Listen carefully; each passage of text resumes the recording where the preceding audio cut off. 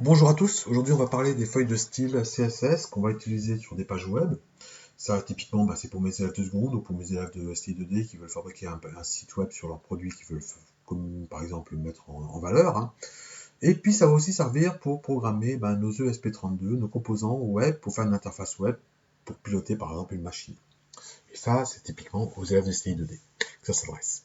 Alors, quand on veut faire une page de style, c'est extrêmement simple, vous avez beaucoup de sites qui en parlent. Le plus simple, c'est d'essayer. Et le plus simple, il y a première chose que vous pouvez faire quand vous avez fait une page web, là voilà ma page web, hein, il y a toute la partie noire. Et ben je vais rajouter, il n'y a pas grand chose, il y a un body, un titre et puis un paragraphe.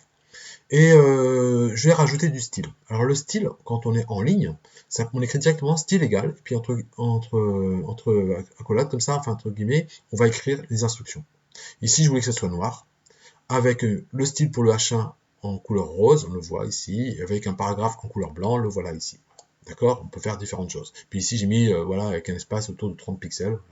Il y a un peu d'espace, il y a un peu de liberté autour de mon texte, pas trop près de mon H1.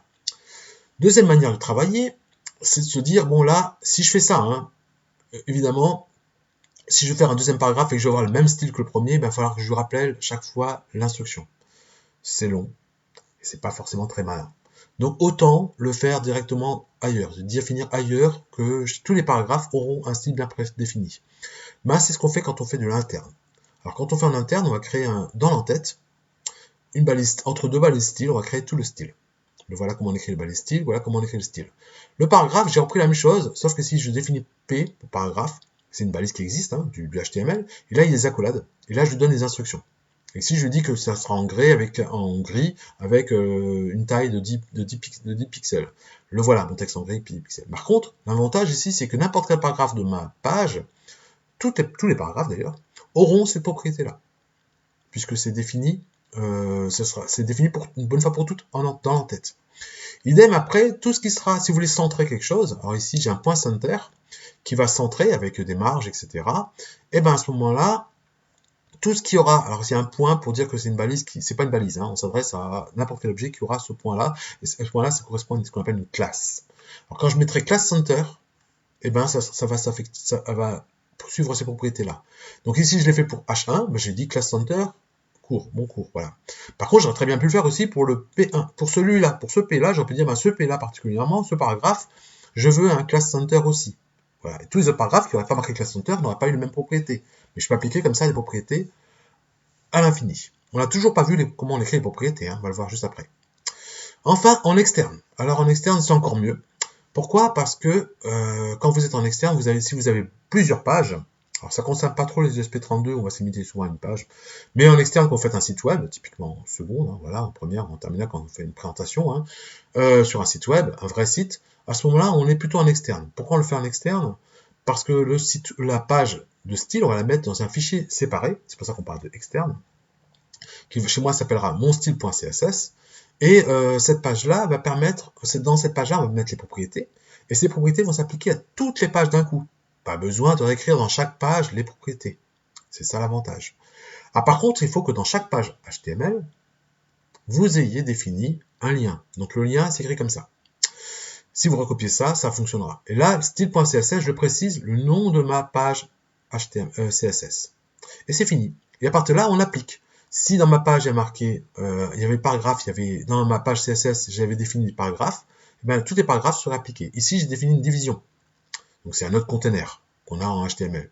Le container division va reprendre tout ce qui est ici. Donc, c'est pour ça que mon cours est un peu large autour. On voit pas bien, mais c'est autour. Hein, c'est assez large.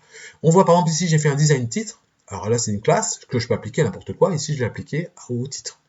Donc voilà, de nouveau, on va retrouver en rose avec 30 pixels autour, voilà, etc.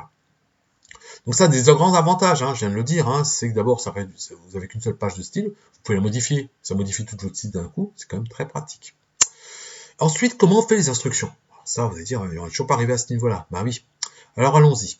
Alors pour faire les instructions, c'est super simple. Vous avez un site qui s'appelle w3school.com. C'est peut-être pas le meilleur, je sais pas. Mais en tout cas, moi, c'est ce que j'utilise, qui est vraiment bien. Et là-dessus, vous allez dans CSS, et puis là, vous cliquez sur n'importe quel exemple. Vous récupérez, déjà, au départ, je vous explique la syntaxe. On a compris la syntaxe, mais après, vous pouvez faire n'importe quoi, chercher une instruction, et ils vous expliqueront en détail comment mettre l'instruction. Alors attention, moi j'utilise Chrome, ça fait que je peux traduire en français, c'est pratique. Mais quand vous récupérez l'instruction, il faut absolument qu'elle soit en anglais. Vous êtes en site en anglais, parce que sinon l'instruction va être traduite, risque d'être traduite en français.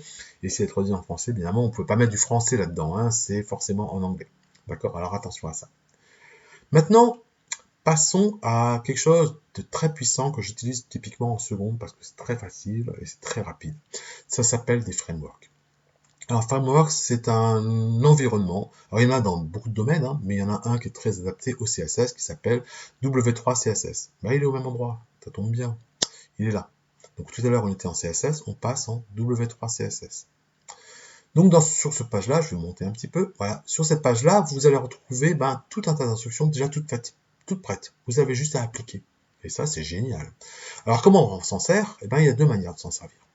D'abord, vous pouvez dire simplement si votre machine accède à Internet, ce qui est normalement le cas pour vos ordinateurs, ce qui peut être le cas pour vos smartphones par exemple, pour beaucoup de cas, vous n'avez pas besoin de récupérer le framework. Vous utilisez simplement un lien. Vous mettez un lien vers le framework. Et c'est celui-là qu'il faut prendre. C'est indiqué dans le document, d'ailleurs, directement. Donc vous allez dessus, vous récupérez l'instruction qui est ici. Elle est écrite un peu plus bas ici. Et si vous voulez vraiment l'installer sur votre machine parce que vous avez peur de ne pas être sur Internet, vous pouvez aussi la télécharger. Et ouais. Vous l'installez, vous le copiez, vous le collez dans votre page, dans votre site web, la racine de votre site web, et après vous faites un lien, comme on l'a déjà fait tout à l'heure avec une feuille de style, directement sur w3.css. Et ça fonctionnera. Alors maintenant, comment on s'en sert? Vous allez voir que c'est encore plus simple que tout à l'heure. Vous allez aller sur le site, attention toujours à travailler en anglais quand vous faites récupérer l'instruction, et puis vous avez des exemples. Alors je vais remonter. Je sais pas, imaginez, moi j'ai cliqué tout à l'heure sur couleur. En cliquant sur couleur, qu'est-ce que je vois? Je vois des exemples tout faits. Comme ça, enfin plein de choses tout fait. Qu'est-ce que vous allez faire? Vous allez juste récupérer. Oh, ça me plaît bien comme style. Je récupère la ligne ici. Classe, machin. Et je l'applique à l'objet qui m'intéresse.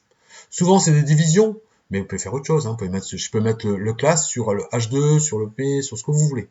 Et ça fonctionnera directement. Et c'est ça qui est génial. Donc du coup, pour faire un site web, c'est super facile. Vous voulez maintenant changer, vous avez d'autres propriétés sur le texte. Vous pouvez changer la police, tout ce que vous voulez. Il y a beaucoup de choses qui sont déjà tout faites. Vous allez sur le texte, moi je le voulais en noir, donc je trouve un truc qui s'appelle W3 texte en black. Ok, ça me plaît bien, je copie, je le colle et ça marche. Génial, il n'y a rien à faire. Et tout est paramétré, tout est déjà fait sur le design actuel, donc c'est vraiment très très pratique.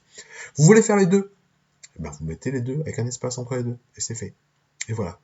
Alors ça, typiquement, pour fabriquer une interface web pour ESP32, qui est juste une page en général toute simple, c'est génial. Du coup, vous avez des beaux paragraphes, des beaux textes, des surlignés, des tableaux géniaux, déjà tout fait. Rien à faire, rien à écrire, juste à prendre le design et puis coller la ligne d'instruction qui correspond et ça marche. Ça, c'est super pratique. Alors, celui-ci était fait avec un autre framework, je vais vous le montrer, mais voilà, on peut faire exactement la même chose avec celui-ci. Hein. Et alors, celui-ci a été fait avec un autre framework qui s'appelle Bootstrap. C'est sans doute le plus connu, mais il est plus compliqué. Donc ça, je l'adresse pas à mes élèves parce que c'est déjà compliqué comme ça, on va pas compliquer les choses encore plus loin, puis j'ai pas forcément des élèves qui s'accrochent à fond là-dessus. Peut-être en post-bac, ce serait l'idéal. Alors Bootstrap, vous pouvez le faire, c'est très bien. Alors c'est, au moment où on était là, on passe ici. On bascule encore toujours sur le même site, ici. Et quand vous y êtes, voilà, vous pouvez commencer à programmer. Ça se programme de la même manière, c'est juste un petit peu plus subtil. Je ne vais pas rentrer dans les détails de celui-ci, mais là, vous avez compris. Là, franchement, celui-ci, c'est ultra efficace, ultra rapide. Et puis, si vous savez faire ça, vous saurez peut-être aussi faire ce qui est au-dessus, qui est aussi très bon. Hein, voilà, moi j'utilise des fois, moi j'aime beaucoup le interne pour faire mes ESP32, mais maintenant j'utilise de plus en plus un framework. Voilà, fin du cours.